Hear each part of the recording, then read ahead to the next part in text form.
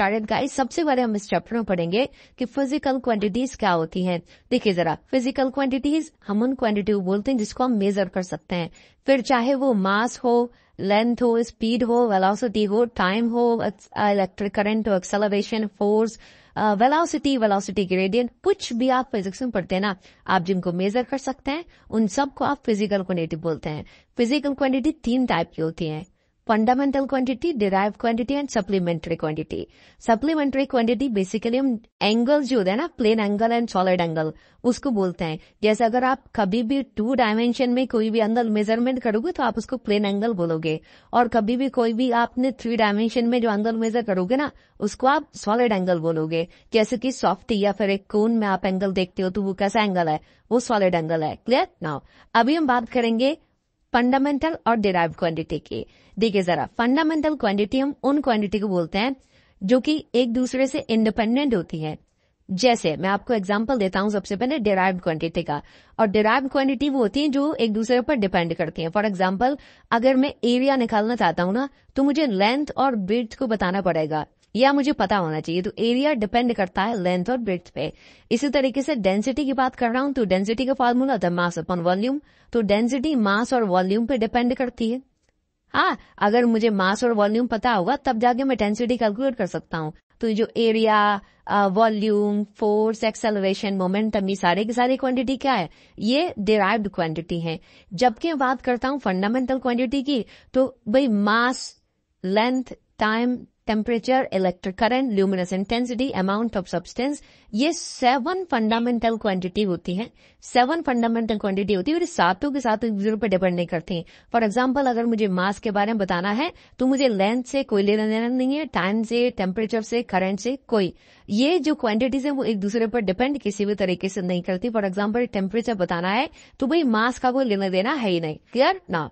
अब इसके बाद ना क्या होता है कि अगर मैं डिराइव क्वांटिटी बात करता हूं तो डिराइव क्वांटिटी काउंटलेस है। फिजिक्स में आप जो कुछ भी पढ़ते हो, चाहे वो कुछ भी हो, चाहे वो कुछ भी कोई भी क्वांटिटी हो, चाहे वो आपका विस्कोसिटी हो या फिर आपका जो है ना कोएफिशिएंट ऑफ विस्कोसिटी हो, या आप जो कुछ भी पढ़ते हो ना, कहने का मतलब है वो सारे के सारे फिर डिराइव क्वांटिटी में ही आएंगे। क्लियर? तो काउंटलेस है। नाउ अगर मैं बात करता हूं भाई इसमें इस चैप्टर में सबसे इंपॉर्टेंट एस्पेक्ट की कि भाई डायमेंशनल फॉर्मूला कैसे बनाते हैं। तो डायमेंशनल फॉर्मूला बनाने के लिए ना आपको हर एक क्वांटिटी का एक डायमेंशनल सिंबल होता है। जैसे कि मास को हम कैपिटल एम से दिखाते हैं, लेंथ को हम कैपिटल एल से दिखाते हैं, टाइम को हम कैपिटल टी से दिखाते हैं, टेम्परेचर को हम कैपिटल के से दिखाते हैं, केल्विन का के। ये क्या है? डायमेंशनल सिंबल है। बड़ा सारे डायमेंशनल ये फॉर्मूले वगैरह की क्या जरूरत पड़ती है, तो मैं आपको बताऊं, बहुत सिंपल सा काम है। जैसे आपको पता है ना यहाँ पे कि मोमेंटम, जैसे आपको पता है कि मोमेंटम मास और वेलोसिटी से मिलकर बना है, इसी तरीके से फोर्स कौन कौन सी फंडामेंटल क्वांटिटी से मिलकर बना है, ये हमें कैसे पता पड़ेगा? तो ये हमें पता पड़ता है डायमेंशनल फॉर्मूले से। तो डायमेंशनल फॉर्मूले के लिए सबसे पहले मेरे पास जो बेसिक फॉर्मूला है वो पता होना चाहिए। जैसे कि एरिया का डायमेंशनल फॉर्मूला बनाना है तो फॉर्मूला होता है लेंथ इंटू ब्रेथ होता है ना। अब क्या करना है कि एरिया का डायमेंशनल फॉर्मूला बनाने के लिए मैं चेक करूंगा कि भाई लेंथ का डायमेंशनल सिंबल क्या है, तो मैंने लिखा लेंथ का एल है ना। अभी क्या होता है ना, ब्रीथ, ब्रीथ चेक करो कि इनमें से ब्रीथ किसे लिख सकते हो, क्या मास, लेंथ, टाइम, टेम्परेचर ब्रीथ है, इलेक्ट्रिक करंट ब्रीथ नहीं, तो ब्रीथ को आप लेंथ ही लिखेंगे। ब्रीथ मतलब चौड़ाई, आप इसको मीटर सेंटीमीटर मेजर करोगे तो लेंथ को भी आपने एल लिखा, ब्रीथ को भी एल लिखा, तो ये हो गया एल स्क्वायर। इसी तरीके से आपने कोई भी फॉर्मूला बनाया, जैसे कि वेलोसिटी का फॉर्मूला आपने बनाया, तो ये होता है change in displacement upon change in time. तो आप चेक करो केवल डिस्प्लेसमेंट को आप क्या लिख सकते हो। डिस्प्लेसमेंट क्या है? एक पॉइंट से दूसरे पॉइंट की डिस्टेंस, शॉर्टेस्ट डिस्टेंस तो है क्या एक्चुअल में, ये डिस्टेंस है क्या नहीं, शॉर्टेस्ट डिस्टेंस अपॉन टाइम। तो डिस्टेंस को आप क्या लिख सकते हो इन 7 फंडामेंटल क्वांटिटी में से, तो डिस्टेंस को आप लिख सकते हो लेंथ, तो भाई ये हो गया लेंथ अपॉन टाइम, है कि नहीं। नाउ तो लेंथ का आप डायमेंशनल सिंबल देखो एल, और टाइम का डायमेंशनल सिंबल टी, तो ये देखो क्या बन गया एल, टी ऊपर जाएगा तो पावर -1 तो एल टी -1। अब एक्सेलरेशन का देख लो, एक्सेलरेशन का फॉर्मूला होता है वेलोसिटी अपॉन टाइम। तो अभी जस्ट आपने वेलोसिटी का बनाया है एल टी -1, तो एल टी -1 अपॉन टाइम का डायमेंशन सिंबल देखो टी, तो ये हो गया टी। अब ये ऊपर जाएगा तो LT माइनस 2। इसी तरीके से भाई फोर्स, तो फोर्स का आपको फॉर्मूला बस ये तो पता होना ही चाहिए, अदरवाइज नहीं बनेगा। Mass into acceleration. तो चेक करो, मास को आप क्या लिखते हो, कैपिटल M, यहां से M, और एक्सेलरेशन का देखो जस्ट आपने ये बनाया है तो MLT माइनस 2 ऐसे बना सकते हो। अब आप तमाम बना लो, कोई दिक्कत नहीं है। जैसे मानते चलो वर्क, तो वर्क का फॉर्मूला कैसे बनेगा सर, तो वर्क का फॉर्मूला होता है फोर्स इनटू डिस्प्लेसमेंट। ठीक, अब चेक करो, फोर्स का आपने जस्ट अभी बना दिया MLT माइनस 2 और डिस्प्लेसमेंट का हो गया L, तो कितना बन गया ML स्क्वायर T माइनस 2। इस तरीके से आप बहुत बहुत सारे फॉर्मूले बना सकते हैं, बस आपको बेसिक फॉर्मूला पता होना चाहिए। एक और फॉर्मूला बनाते हैं जैसे कि पावर का। पावर का फॉर्मूला क्या हो गया, वर्क अपॉन टाइम। अभी क्या करेंगे, वर्क का देखो जस्ट आपने नीचे से बनाया यहां से, तो वर्क का आपने बनाया है ML स्क्वायर T माइनस 2 बनाया है, और टाइम का होता है T, तो ये क्या बन जाएगा ML स्क्वायर T ऊपर जाएगा तो T माइनस 3। क्लियर है, तो आप इस तरह से फॉर्मूले बनाए। डायमेंशनल फॉर्मूले की हेल्प से हमें ये पता पड़ जाता है कि जैसे पावर में मास कितना यूज हुआ है, मास की कितनी पावर, लेंथ की कितनी पावर यूज हुई है, टाइम की कितनी पावर यूज हुई है। क्लियर हुआ, ये इसका यूज होता है। आगे इस पे क्वेश्चन पूछा जाता है, इस क्वेश्चन को हम अभी समझ लेते हैं। इंपॉर्टेंट क्वेश्चन है आपके स्कूल के लिए, कोचिंग के लिए हमेशा इंपॉर्टेंट होगा। पढ़ो उसमें क्या लिखा है, the time period of simple pendulum depends on effective length and acceleration due to gravity. Find formula for time period dimensionally. हाँ, इंपॉर्टेंट क्वेश्चन है। यहाँ पर कभी भी ऐसा क्वेश्चन मिल जाए ना कि टाइम पीरियड या फ्रीक्वेंसी या कुछ भी डिपेंड्स ऑन लगा मिल जाए, बस कोई भी क्वांटिटी जब दूसरी क्वांटिटी पर डिपेंड करेगी ना, और कह रहा है कि भाई उस क्वांटिटी का आप डायमेंशनल फॉर्मूले की हेल्प से एक मेन फॉर्मूला डिराइव करो, तो कैसे करेंगे, तो देखो जरा, टाइम पीरियड तुमने यहाँ पे लिखा कैपिटल T, किस पे डिपेंड कर रहा है, तो डिपेंड्स ऑन, तुमने यहाँ पे प्रोपोर्शनलिटी साइन लगाया। इसके बाद इफेक्टिव लेंथ, तो भाई इफेक्टिव लेंथ के लिए हमने क्या किया, इफेक्टिव लेंथ के लिए हमने क्या किया कि यहाँ पर स्मॉल l लिखा। Then acceleration due to gravity, तो एक्सेलरेशन ड्यू टू ग्रेविटी के लिए हमने यहाँ पे स्मॉल g लिखा। देन समझो यहाँ पर जब भी प्रोपोर्शनलिटी साइन हटाएंगे तो हमने एक कांस्टेंट k लगा दिया। अब इसके बाद क्या करेंगे कि आपको करना है कि यहाँ पर ना L के ऊपर पावर लगा दो A और G के ऊपर पावर लगा दो B, ये आपका मेथड है। अब आपने क्या किया कि बड़ी डायमेंशनल सिंबल बना दिया इसका।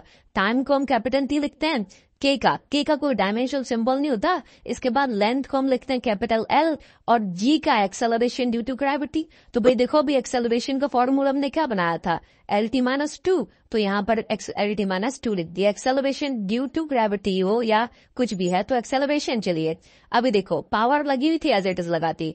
अब सबसे पहले पावर कंपेयर करेंगे, M तो है नहीं तो M की वजह लिखना नहीं है। L की पावर कंपेयर किया तो भाई यहाँ पे L है नहीं तो हमने इसको 0 लिखा। इसके बाद यहाँ पे देखो L के ऊपर पावर A है तो मैंने लिख दिया A। यहाँ पे L के ऊपर पावर 1 है और 1 का इंटू B से तो B आ गया।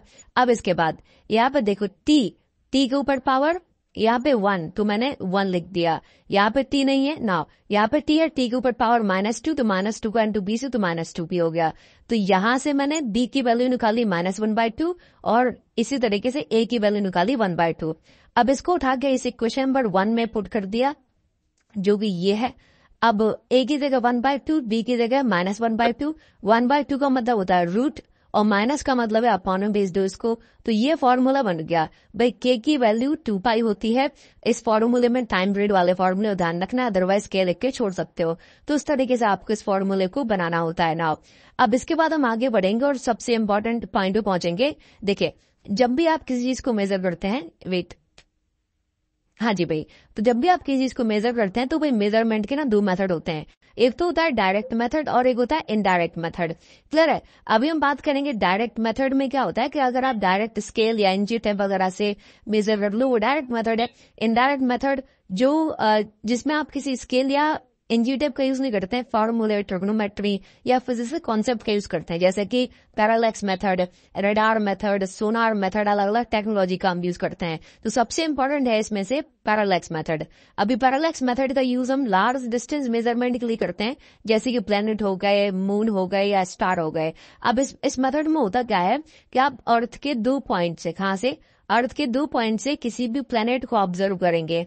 ये प्लेनेट P हो गया, ठीक, तो आपने मान के चलो यहां से ऑब्जर्व करा कुछ इस तरीके से। अब आप अर्थ के दूसरे पॉइंट से ना इसको ऑब्जर्व करेंगे। देख, अभी क्या होता है ना कि आपको एंगल की जरूरत पड़ती है यहाँ पे कि एंगल कितना हो गया, तो अब एंगल की जरूरत पड़ी आपने, तो क्या किया कि भाई एंगल को सही से सटीक तरीके से मेजर करने के लिए आपने इस प्लेनेट से बहुत दूर कोई स्टार होता होगा, आपने उसको मेजर किया, उसको आपने ऑब्जर्व करा, तो जब आपने उसको देखा तो ये स्टार बहुत दूर था। तो कोई भी जो ऑब्जेक्ट, कोई भी स्टार, कोई भी चीज जो बहुत दूर होती है ना हमसे, उससे आने वाली लाइट रे एकदम स्ट्रेट होती है, तो हमने इसका एंगल जो है ना वो लिख दिया θ1। ठीक, तो ये दूर वाले स्टार को क्यों मेजर करा, क्योंकि दूर वाले स्टार को हमने इसलिए मेजर किया क्योंकि दूर से आने वाली जो लाइट रे होती है वो एकदम स्ट्रेट नजर आती है। ठीक है, ताकि हमें यहाँ पर एंगल की प्रॉब्लम नहीं होगी, तो हमने इसको मेजर किया, ये हो गया θ2। ये मैं आपको बता रहा हूँ पैरालैक्स मेथड में डिस्टेंस कैसे मेजर करते हैं। तो भाई ये वाला एंगल θ1 अल्टरनेट और ये वाला एंगल θ2 अल्टरनेट। तो आप भी देखेंगे भाई ओवरऑल ये एंगल क्या है, थीटा, तो थीटा इज इक्वल टू क्या, θ1 प्लस θ2। Clear now. अब ये जो है ना ये डिस्टेंस मुझे निकालनी है, यही तो डिस्टेंस है प्लेनेट की। ठीक, एक्चुअल में ये क्या है, इसको हम बोलूंगा, इसको हम बोलता हूँ रेडियस। क्या बोलता हूँ, रेडियस। ये क्या है, ये है अर्थ के जो 2 पॉइंट है, इसको बोलता हूँ आर्क, और एंगल तो आपको पता ही है। तो अगर मुझे रेडियस निकालनी है, रेडियस का मतलब है यहाँ पे, रेडियस का मतलब है यहाँ पे डिस्टेंस ऑफ प्लेनेट। ठीक, चलो मैं लिख देता हूँ ताकि आपको समझ में आ जाएगा, डिस्टेंस ऑफ प्लेनेट। नाउ अब भी समझना, देखो एक्चुअल में क्या होता है कि आपको सिंपल सा फॉर्मूला लगाना है, angle is equal to arc upon radius. Arc है यहाँ पे डायमीटर ऑफ अर्थ, ठीक, और रेडियस है डिस्टेंस। तो अगर आपको रेडियस निकालनी है तो आप क्या करेंगे, arc upon radius, direct formula लगाओगे, आपका काम बन जाएगा।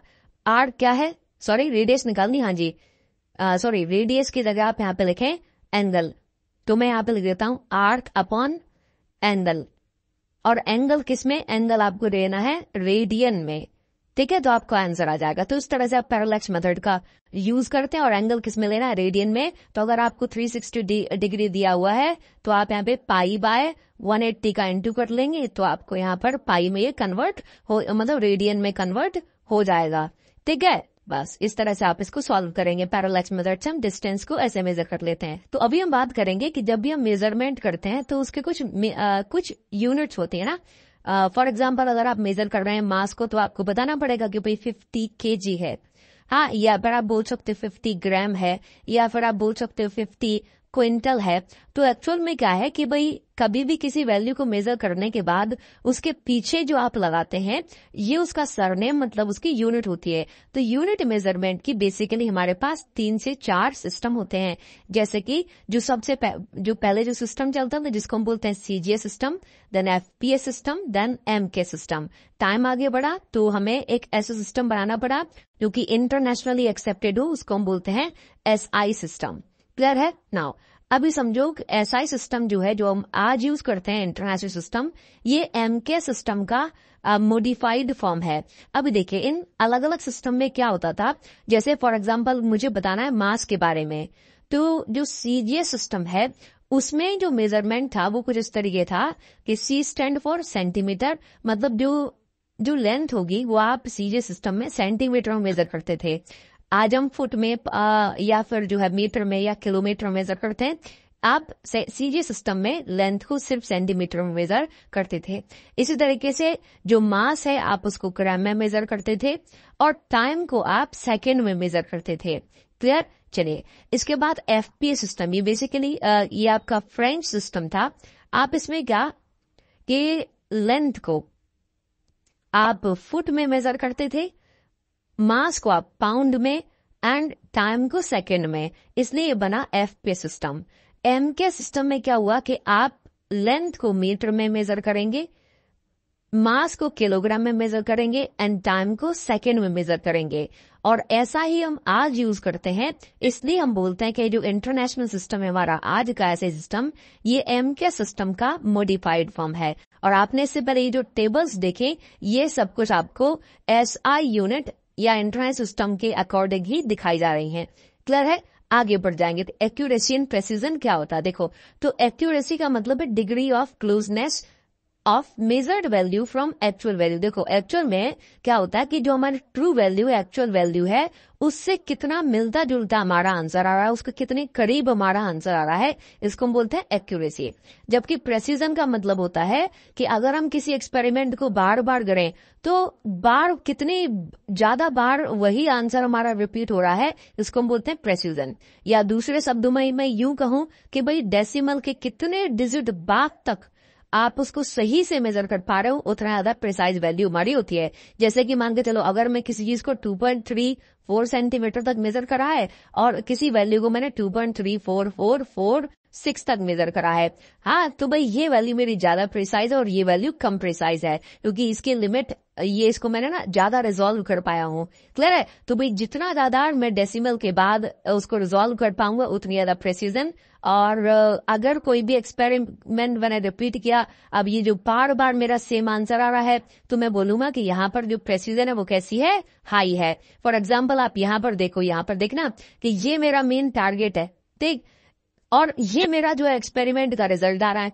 तो रिजल्ट जो है मेन टारगेट या ट्रू वैल्यू से बहुत दूर है, तो इसकी एक्यूरेसी तो लो है, लेकिन आप देख रहे हो सेम रिजल्ट आ रहा है बार बार, तो प्रेसिजन इसकी हाई है। जबकि यहाँ पर देखो कि भाई टारगेट के करीब है तो एक्यूरेसी भी बहुत है इसकी, और बार बार रिजल्ट सेम आ रहा है तो इसकी प्रेसिजन भी हाई है। अब यहाँ पे देखना कि टारगेट के करीब है सारे के सारे आंसर, तो भाई एक्यूरेसी तो आई है, लेकिन जो रिजल्ट है ना बार बार अलग अलग आ रहा है, तो यहाँ पे प्रेसिजन लो है। आई होप आपको समझ में आ रहा हुआ है यहाँ पे। ठीक, चलिए अभी थोड़ा सा हम आगे बढ़ेंगे और यहाँ पे जानेंगे कि एरर वगैरह ये सारी चीजें क्या होती है। देखो एरर का मतलब क्या होता है कि कभी भी आपने मेजरमेंट करी तो मेजरमेंट आपने जो की तो ट्रू वैल्यू और मेजर्ड वैल्यू का जो डिफरेंस है उसको हम बोलते हैं एरर। टेक फॉर एग्जाम्पल कि भाई आप कोई भी वैल्यू 10 सेंटीमीटर की और आपने जो है 9.9 सेंटीमीटर मेजर कर ली, तो एरर कितनी कर दी आपने, 0.1 सेंटीमीटर की। Clear now? अभी क्या होता है एरर में, एक सबसे इंपॉर्टेंट एरर होती है least count error. Least count error होती है रेजोल्यूशन ऑफ इंस्ट्रूमेंट के कारण। फॉर एग्जाम्पल भाई हमारे पास ये स्केल है, अभी ये स्केल ना ये 1.1 सेंटीमीटर मेजर कर पाती है और 1.2 सेंटीमीटर, लेकिन ये 1.15 सेंटीमीटर मेजर नहीं कर पाती। मतलब तो ये किसकी प्रॉब्लम है, ये प्रॉब्लम है इस स्केल की, है ना, कि भाई ये और छोटा मेजरमेंट नहीं कर पाता, तो उसको हम बोलते हैं रिजोल्यूशन ऑफ इंस्ट्रूमेंट। तो भाई कोई भी एरर जो इंस्ट्रूमेंट की रिजोल्यूशन के कारण हो इसको हम बोलते हैं लीस्ट काउंट एरर। ठीक है? फॉर एग्जाम्पल आप यहाँ पर देखें कि हमारी जो नॉर्मल स्केल है वो 2.1 सेंटीमीटर तो मेजर कर लेगी और 2.2 सेंटीमीटर मेजर कर लेगी, लेकिन 2.15 इसके बीच का वैल्यू मेजर नहीं कर पाएगी। तो ये क्यों है? क्योंकि हमारे इस डिवाइस की इतनी कैपेसिटी नहीं है। तो जो एरर इंस्ट्रूमेंट के रेजोल्यूशन के कारण होती है उसको हम बोलते हैं लीस्ट काउंट एरर। अब इसमें देखना इंस्ट्रूमेंट के कारण एक और प्रॉब्लम होती है जीरो एरर, जैसे कि वर्नियर स्केल में होता है ऐसा। वर्नियर स्केल में है ना, वर्नियर स्केल में दो स्केल होती हैं, वर्नियर कैलिपर में दो स्केल, एक होती है वर्नियर स्केल और एक होती है मेन स्केल। अब वर्नियर स्केल की 0 और मेन स्केल की 0 जब कोइंसाइड नहीं कर पाती तो वहां पर जीरो एरर आती है। और ये क्यों हुआ? ये इस स्केल के वर्नियर कैलिपर के ये रॉन्ग कैलिब्रेशन के कारण या गलत डिफेक्ट के कारण, मतलब उसके मैं कहूंगा कि भाई उसके कंस्ट्रक्शन के कारण ऐसा हो जाता है। अब ग्रॉस एरर में देखेंगे भाई आप कोई मेजरमेंट कर रहे हैं और आप उसमें लापरवाही दिखा रहे हैं तो वो ग्रॉस एरर की कैटेगरी में आएगा। ये इंपॉर्टेंट है कुछ। हाँ अभी देखो, अभी आपने क्या समझा कि एरर का फॉर्मूला होता है true value minus measured value. Clear है? लेकिन कई बार क्या होता है कि हमने जो है ना 5-6 बच्चों ने जो है एक्सपेरिमेंट किया, अब सबका आंसर अलग अलग आ रहा है, तो किसी को पता ही नहीं है कि ट्रू वैल्यू कौन सी है। तो आप क्या करते हैं कि एक्सपेरिमेंट करते हैं और उसका जो एवरेज होता है अलग अलग वैल्यू का उसको आप ट्रू वैल्यू की तरह यूज करते हैं। क्या कहा? जब अपन को ट्रू वैल्यू नहीं पता होती तो एवरेज निकालते हैं सभी वैल्यू का और उस एवरेज वैल्यू को ही आप ट्रू वैल्यू मानते हैं और उसको आप बोलेंगे ए मीन। तो ए मीन क्या होता है? आपने पहली बार का रिजल्ट, दूसरे बार का रिजल्ट, तीसरी बार का रिजल्ट, चौथे बार का रिजल्ट, और ये आपके कितने ही बार करो उसका रिजल्ट जो आ रहा है उसको आपने बोला ए मीन। ठीक, अभी इसका अब एक्चुअल में क्या होता है ना, आपने ए मीन निकाला, कुछ ही वैल्यू निकल के आएगी, तो आप इस ए मीन को ही आप क्या ट्रू वैल्यू की तरह यूज करेंगे। अब इसके बाद क्या होगा? मीन और फाइनल एब्सोल्यूट एरर। अभी क्या होता है ना कि जैसे मान के चलिए आपने ए मीन हो गया तो आपने निकाला डेल A1। पहली वाली वैल्यू में कितनी एरर आई, तो ट्रू वैल्यू की जगह आप क्या लिखोगे, ए मीन माइनस पहली वाली वैल्यू। अब आपने दूसरी वाली में एरर निकाली, दूसरे एक्सपेरिमेंट में क्या थी, तो ए मीन माइनस सेकेंड वैल्यू। तो ये आपने डेल A1 डेल A2 क्या है, ये पहली वैल्यू में एरर, दूसरी वैल्यू में एरर। अब जब आप फाइनली निकालते हैं ना कि भाई एक मिली जुली एरर में पता कर लूं ओवरऑल एरर क्या है, तो आप इन सभी वैल्यू का एक एवरेज निकालते हैं। इन सभी वैल्यू के एवरेज को आप बोलते हैं mean absolute error, sorry final absolute error. क्या बोलते हैं, फाइनल एब्सोल्यूट एरर या मीन एब्सोल्यूट एरर। ठीक है, चलिए, या एन। ठीक, तो आप इसको बोलते हैं डेल ए मीन। तो यहां से आपको पता पड़ जाता है कि भाई ओवरऑल कितनी एरर हुई है। आई होप आपको समझ में आ पा रहा होगा आसान शब्दों में। अब इसके बाद रिलेटिव एरर। रिलेटिव एरर को हम कैसे बोलते हैं, del A mean upon A mean. ऐसे करोगे तो आपको रिलेटिव एरर मिल जाएगी। ठीक है, और अगर आप इसी वैल्यू में इनटू कर देंगे 100 का, तो आपको यहां पर मिल जाएगी 100% का। अगर आप इंटू कर देंगे तो आपको परसेंटेज एरर मिल जाएगी। क्लियर है, कभी भी आपको सॉल्व करना है तो आप आराम से इसी फॉर्मूले को याद करेंगे और हो जाएगा। अब देखो, जब भी आप ना कभी भी हम एरर करते हैं तो एरर 5 तरीके से हो सकती है। या तो देखो, आपके पास एक वैल्यू है, एक लेंथ, एक रॉड है, फिर आपने दूसरी रॉड है।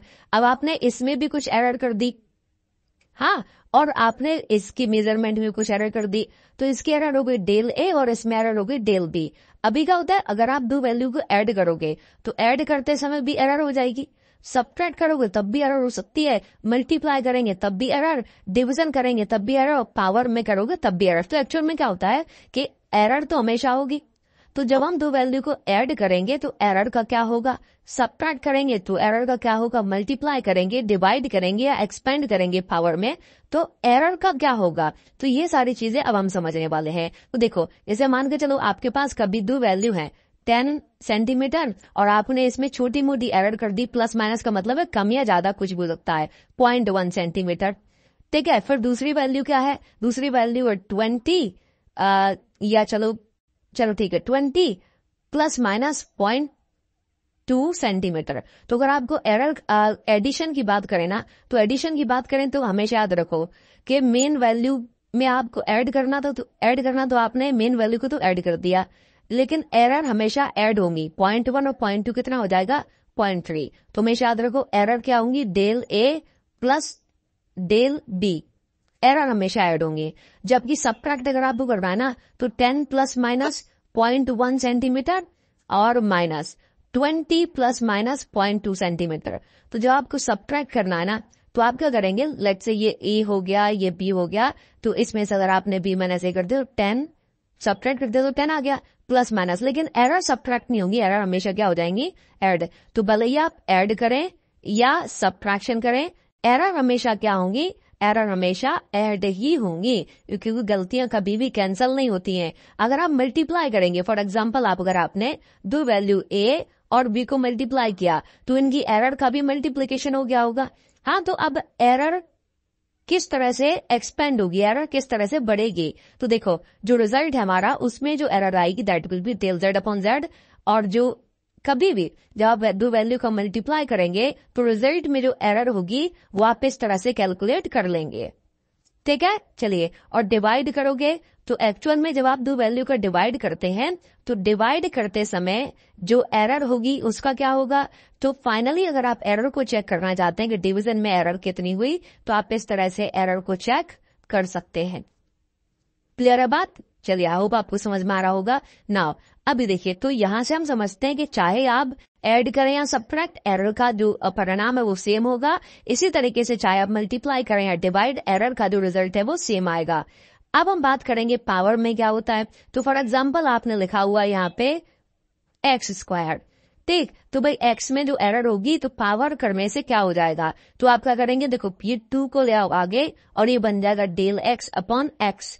ठीक, तो जैसे मान के चलो अगर ये ऐसे लिखा हुआ है जेड की वैल्यू है ए क्यूब इंटू बी स्क्वायर, तो आप इसको ओपन करेंगे, मतलब एरर निकालेंगे। तो कैसे निकालेंगे, देखो जरा, ए क्यूब 3 आ जाएगा आगे, ये यहाँ पर ए की जगह लिखोगे del A upon 8 plus B square, तो 2 आ जाएगा आगे और बी की जगह लिखोगे डेल बी अपॉन बी।